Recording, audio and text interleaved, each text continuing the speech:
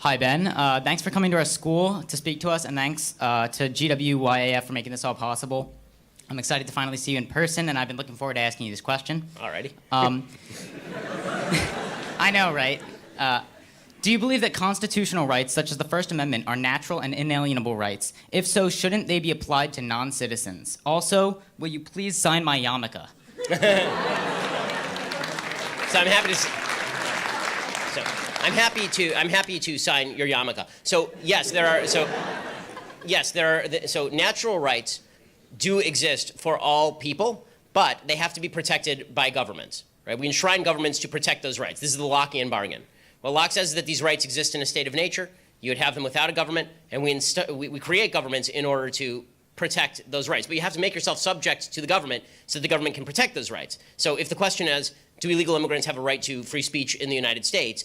The answer is they violated the laws of the United States and they're here illegally. So if they wish to become citizens, sure, absolutely. And we should back governments around the world that are seeking to actually enshrine and protect these rights. But to fail to recognize that there is an actual institutional mechanism for protection that must be in place in order for these rights to manifest is to suggest that it's the United States' responsibility to guarantee the rights of people who have not signed on to that Lockean bargain, who have not actually decided to subject themselves to the dictates of the state in order so that the state can protect those rights in the first place. You can't have it both ways.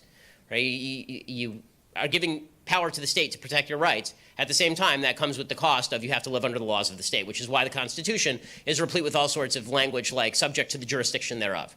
It's not merely enough for you to live in the United States. You have to be subject to the jurisdiction thereof and subject yourself to the jurisdiction of the United States. So they're inalienable to a point. No, so they are inalienable, meaning that a government should not alienate them.